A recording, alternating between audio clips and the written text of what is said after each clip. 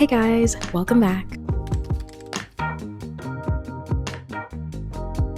So in this video, I'm going to be doing a pattern roundup for spring and summer knitting patterns. The weather kind of duped us a few weeks ago, maybe like a full month ago, where we had like random days where it would be like mid 80s, I think. And then the next day would be like 50 degrees. There was one day, I will never forget it. It was like 84 degrees that day, sunny, clear skies. The next day, it snowed. So maybe I got a little bit too excited sharing that spring and summer inspiration video a few weeks ago. But I'm going to be building off of that today and sharing some patterns. Today I have a collection of 10 patterns. I have a few tops and I have one knit bottom pattern as well as a couple of accessories. So without further ado, let's just jump right in.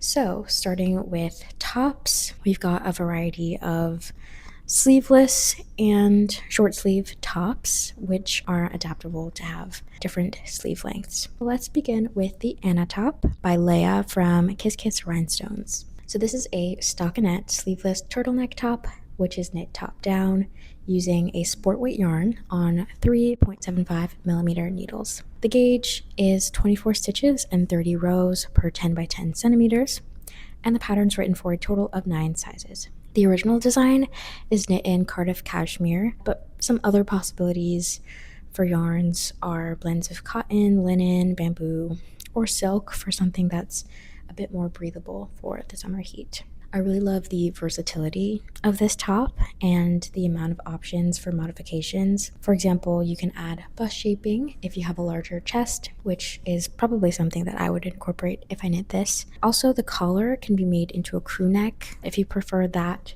over the turtleneck. And then the top is also reversible. So she includes pictures where she wears it with the plain stockinette on the front with the openings in the back, or you can flip it around and have those cutouts in the front and, get crazy with your buttons or your clasps and have something that's really, eye-catching and something that pops.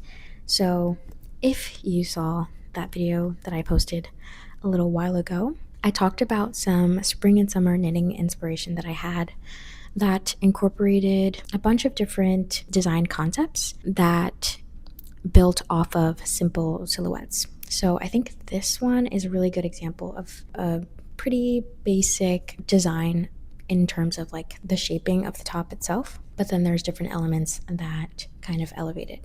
So you've got the turtleneck, the choice to do a crew neck, and then it's got the cutouts. But yeah, I really like this top. I like her choice of the closures for those cutouts, and overall I think it's a very stylish top. So on to the next, we have the Ringo top by May Bruns. This is a beautiful cable knit tank top that's knit bottom up using sport weight yarn on 2.75 millimeter needles. The gauge required is 31 stitches and 32 rows per 10 by 10 centimeters, and the pattern is written for a total of 9 sizes, and each of these sizes are based on your bust circumference. So the original design is knit using Drops Saffron, which I haven't worked with before, but it's 100% Egyptian cotton. I'm sure similar to the other pattern I mentioned before, you can use a different blend of fibers, whether that's plant-based fibers or maybe something like a merino blend.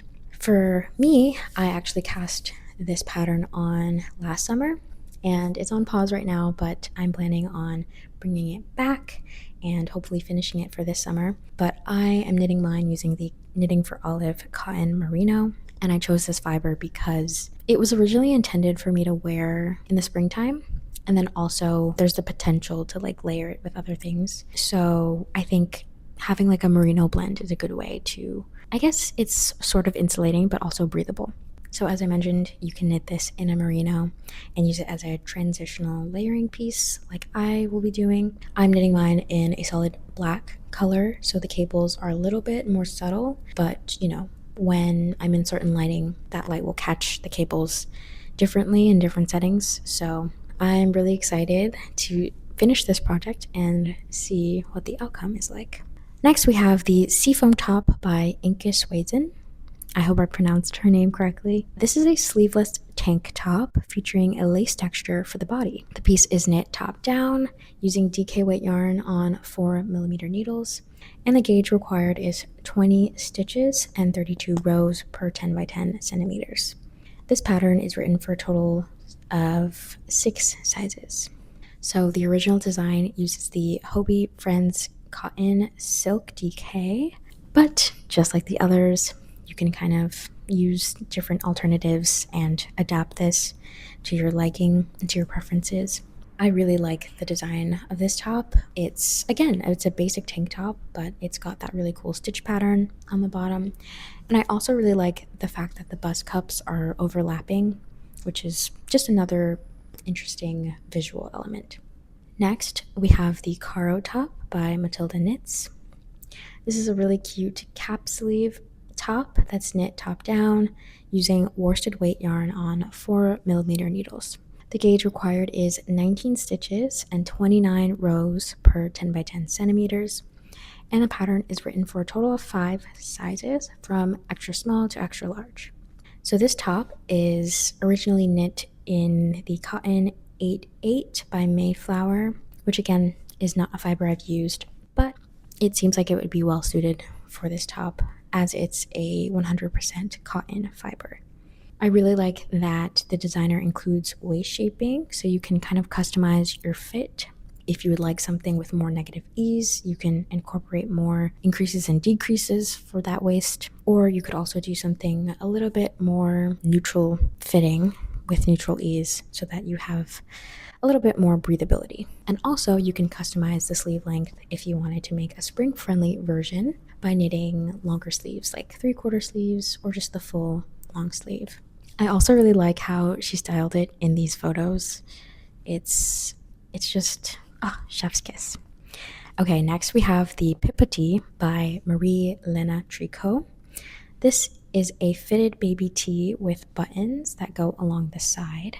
It's worked top down using worsted weight yarn on 4.5mm needles. The gauge required is 20 stitches and 30 rows for 10 by 10 centimeters, and the pattern's written for a total of 8 sizes.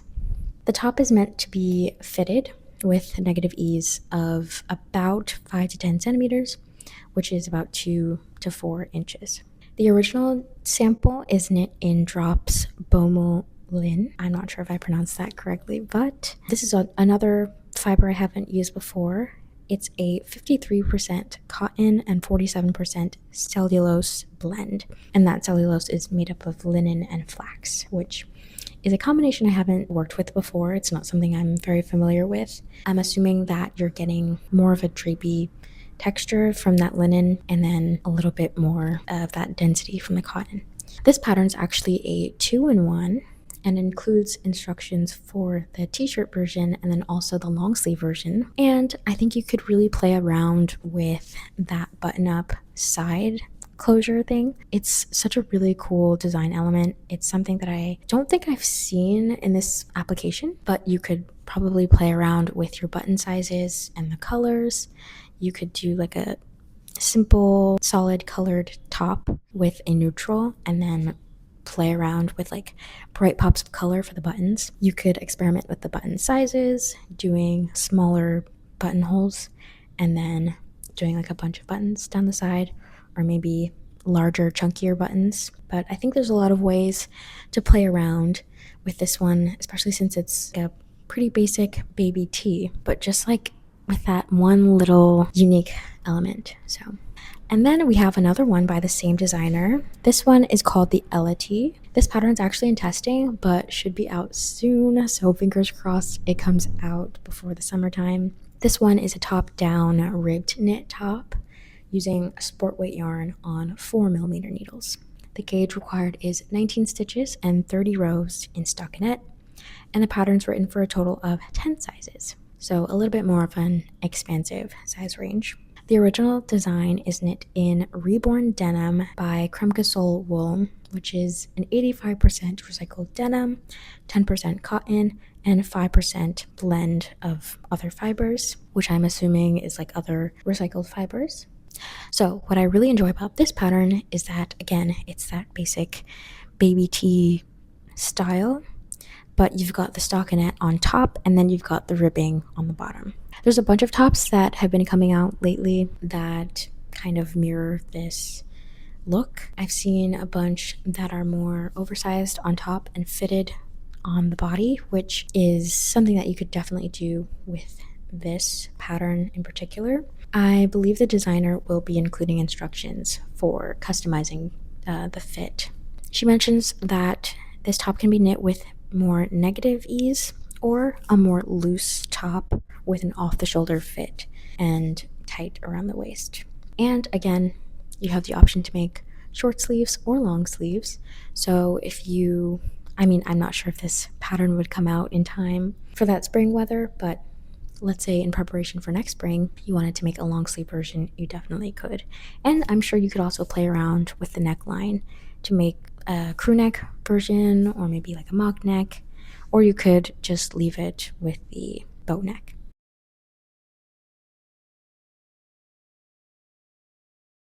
That concludes the tops for this video. Now I have 3 more patterns to share with you, one of them being a pair of knit pants. The Sandock Pants, number 2 by Tuva Sandock, is a pair of folded over yoga pants that are knit top down using worsted weight yarn on 4mm needles.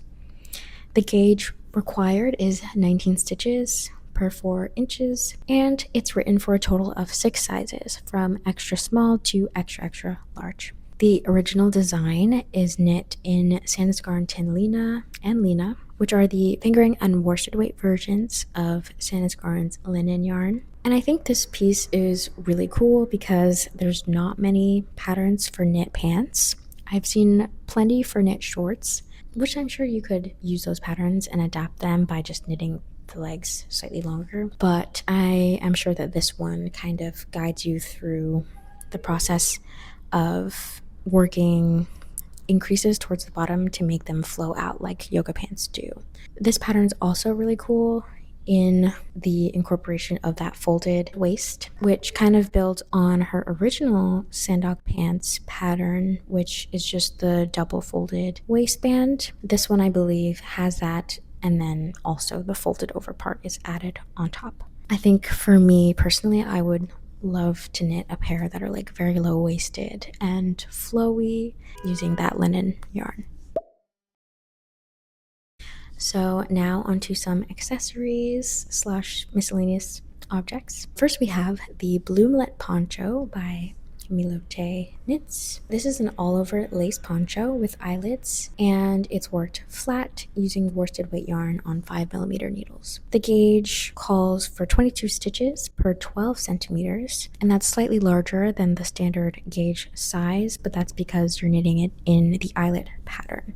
This pattern is written for a total of 5 sizes and calls for the Sandsgarn Lina, but also recommends the Drop Spell as an alternative. Those are also 2 fibers I haven't worked with before, but I think they would be very well suited for a poncho like that. It's very drapey and airy, and you've got all these eyelets, so if you just need something over your summer garments, I think this object would be great for that. And last but not least, we have the Tulip Headband by Kiss Kiss Rhinestones. So the Tulip Headband is, according to the designer, a quick little project that keeps your hair back and adds a little bit of color to your outfit.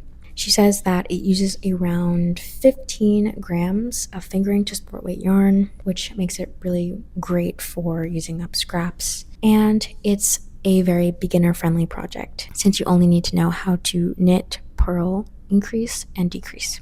This piece is worked flat using sport weight yarn on 3.5mm needles, and the gauge required is 42 stitches and 33 rows for 4 inches, and that's in 1x1 rib. The pattern's also written for 1 size, but I'm sure you could adapt it to lengthen the ties. And then if you wanted to increase the thickness or decrease the thickness, I'm sure you could by casting on slightly less stitches. This design is a pretty good basic for you to kind of make it your own. You could do stripes or maybe create your own little colorwork design. Since this pattern also uses such a small quantity of yarn, as the designer mentions, you could use a bunch of scrap yarns. Maybe you have a bunch of different colors in the same color family. You could experiment with holding some thinner yarns together. And you can also probably experiment with different texture, like if you wanted to add your own lace pattern to it, adding some eyelets or maybe some little baubles, something like that. But since it's a good basic, I think it has potential to be adapted for whatever creative ideas you might have. That concludes all of the patterns that I have to show you in this video. I hope you enjoyed. I hope you found something that really piqued your interest. Maybe something that you're gonna cast on very soon. Or maybe you heard about a new designer you haven't heard before. Whatever you took from this video, I'm hoping that you can apply it to your own knitting. And yeah, thanks for watching. I will see you in the next one. And also like and subscribe if you want to support the channel. Okay, bye.